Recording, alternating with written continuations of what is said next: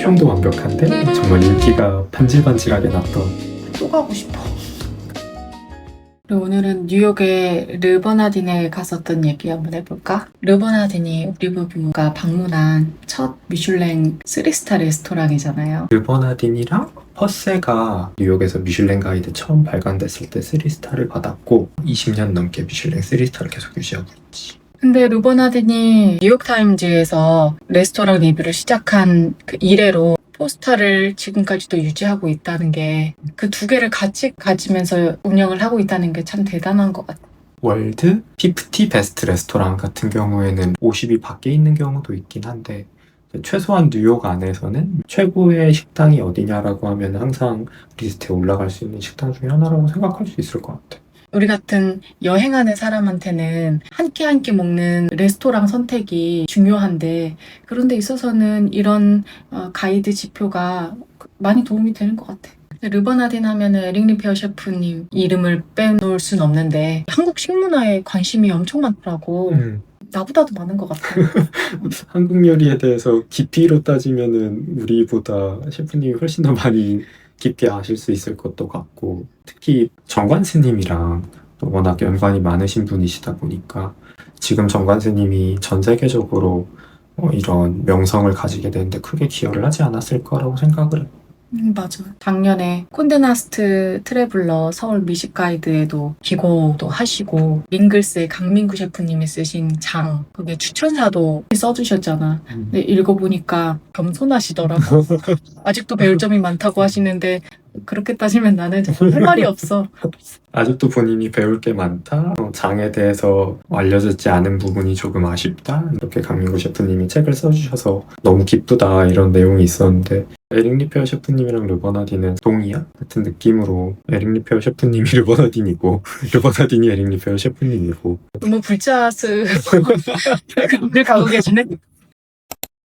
인테리어 얘기를 빼놓을 수 없는데 거대한 이 파도 그림 사진인 줄 알았어. 저게 사진이 아니고 거대한 한 폭의 유화다라고 말씀을 해주셔서 굉장히 놀랐었어. 파도 그림과 대조적으로 내 오른쪽에는 생화들이 인테리어 돼 있었잖아. 저렇게 색깔이 화려하고 상태가 좋은 생화를 뭔가 센터피스 같은 느낌을 주고, 다이닝홀에서 가장 큰 벽면에는 파도 유화를 걸어놓은 게 굉장히 큰 대비가 되면서 동시에 식당이 추구하는 바가 뭔지도 굉장히 잘 보였고, 부클렛을 가져다 주셨는데 왜 에릭 리페어 셰프님이 이 작품을 르버나딘에 걸었는지, 그 바다가 상징하는 생명력, 지속성, 손님이 먹을 음식이 오는 그 장소까지 포함하는 상징적인 그림이다라는 설명을 보고, 미슐랭 3스타 레스토랑이면 본인들이 맞아. 추구하는 바를 굉장히 깊은 곳까지 잘 담아두는구나 라는 생각을 했어. 테이스팅 메뉴를 고른 거에 유일한 단점이라고 하면 이제 당연히 가격 얘기를 안 할 수가 없는데, 최근에 홈페이지 가서 들어가 보니까 $350,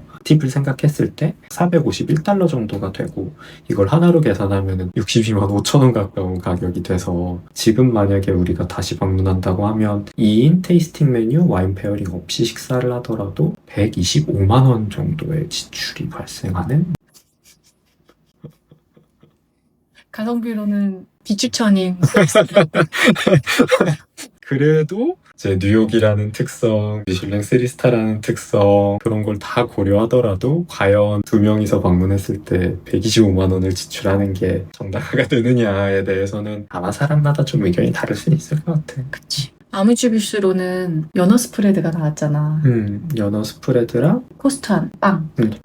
책꽂이처럼 생긴 거에 나왔잖아. 근데 아뮤즈부시 하면은 보통 뭐 2종, 3종 정도 해서 이제 한입거리가 나오는 거를 얘기하는데, 아뮤즈부시는 보통 메뉴에 안 적혀 있고 실제로 이 음식도 안 적혀 있었지만 처음으로 나온 음식치고는 상당히 풍성했던 것 같아요. 스프레드도 굉장히 부드러운 편이었고 토스트도 아주 두껍지 않으면서 바삭한 느낌이어서 아뮤즈부시 기능을 하면서도 동시에 뭐 조금 더 신경 썼어요 라는 느낌을 내려고 했던 것 같아요.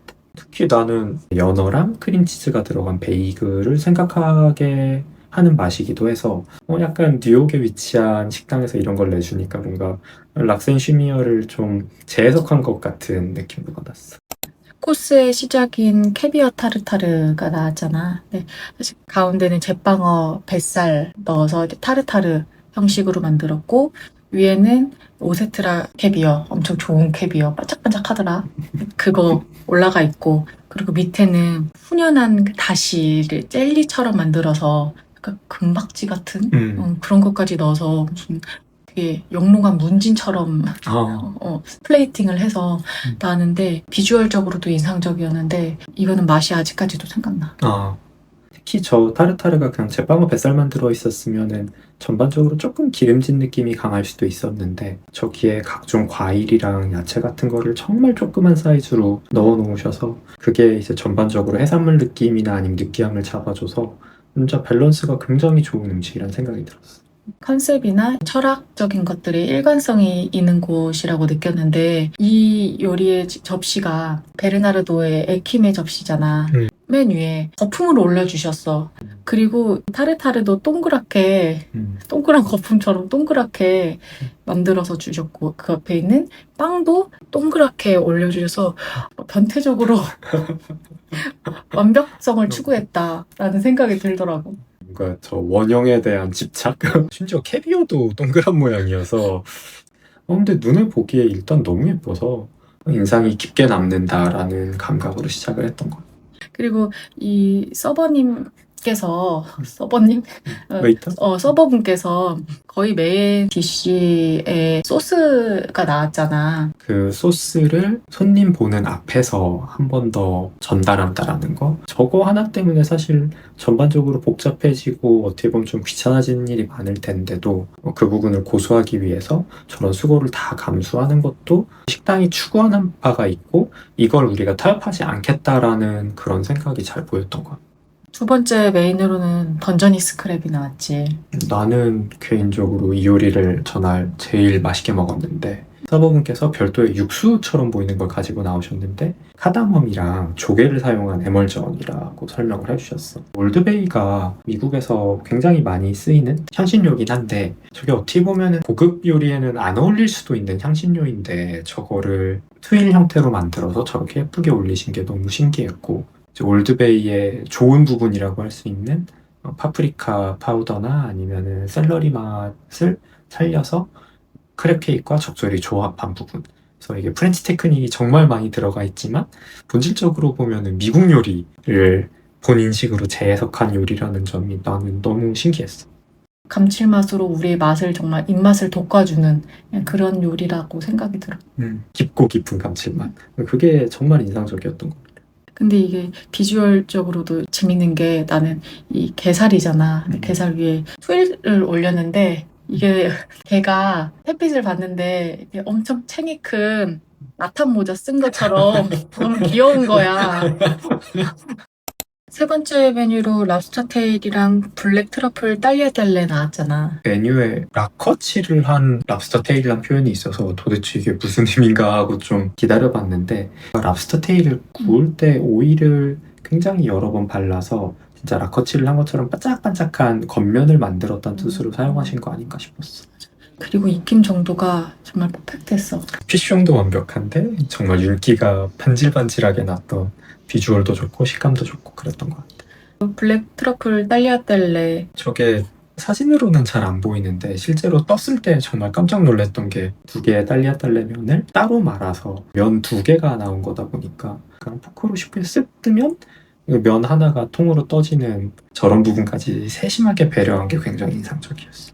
랍스터 자체도 워낙 비싼 재료인데 거기에 트러플까지 쓴 부분에서 식재료를 전혀 아끼지 않겠다. 맛만 낼 수 있다면 우리가 어떤 식재료에 좋아도 잘 쓸 수 있다라는 부분을 굉장히 강하게 어필했던 것 같아요. 그 다음 메뉴로는 연어랑 불수감 샐러드가 나왔잖아. 근데 메뉴판에는 페로제도 연어라고 굳이 써 있었어. 페로제도가 세계적으로 청정바다로 유명하대. 거기에 있는 연어들은 스트레스를 좀 덜 받는데. 그리고 우리가 그걸 잡아먹는 거고. 근데 그만큼 비싸겠지. 자신할 만큼 좋다라는 거를 표현하려고 하는 거. 그리고 비주얼만 봤을 때는 생연어인 줄 알았어. 위에만 보면. 막상 나왔을 때는 아니 이거 생연어 아닌가 싶었는데 또 밑에 면을 보니까 아 이게 이거 있긴 하구나 라는 게 조금 보이긴 했는데 실제로 먹어봤을 때는 정말 잘 익어 있는 그래서 맞아. 온도감이 굉장히 따뜻한 연어 요리였어. 저 한 면만을 익히는 조리법을 유니레터럴 기법이라고 설명을 하셨고, 저렇게 한 면만을 익히되 그 따뜻한 온도감은 살릴 수 있는 그 조리법을 계속 사용하시고 계시는 것 같더라고요. 맞아. 좋은 재료와 조리법에 승부를 건 요리다라는 생각이 들었어. 다음 메뉴로는 도버솔이랑 샬롯 에멀전, 밑에는 레몬 감자 무슬린이 깔려있는 정말 맛있는 음식이 나왔잖아. 가자미목 어류 중 하나래. 보통 솔 메니에르라고 해서 이제 도버솔을 사용한 음식이 있는데, 이제 그거는 항상 좀 좋은 식당 가면은 메뉴에 올라와 있는 것 같았고, 근데 이 도버솔은 진짜 잊혀지가 않는 식감인데 육류에서도 느끼기 힘든, 또 그렇다고 여기 이런 해산물 계열에서도 느끼기 힘든 뭔가 딱 이빨에서 이렇게 딱딱 붙어서 떨어지는 그 식감이 너무 재밌고 그리고 되게 맛있어. 쫄깃하면서도 감칠맛이 굉장히 강하게 퍼지는 그 맛까지 정말 기억에 남는 것 같아요. 그리고 그 위에 뿌려지는 샬롯 에멀전은 그 과일의 약간 단맛? 그리고 좀 신맛도 산미도 살짝 느껴지기도 하고, 그리고 그 밑에 깔려있는 레몬 감자 무슬린, 이것도 되게 맛있었어. 메시드 포테이토인데 약간 레몬으로 산미를 더한 것 같은 느낌이 있었지. 그 다음 메뉴로는 흰 참치와 일본 와규 나왔잖아. 근데 흰 참치라고 해서 참치가 아니잖아. 그렇지. 흰 참치라고 적혀 헷갈리면 안 돼. 흰 참치가 아니고 사실은 에스콜라라고 하는 은고등어.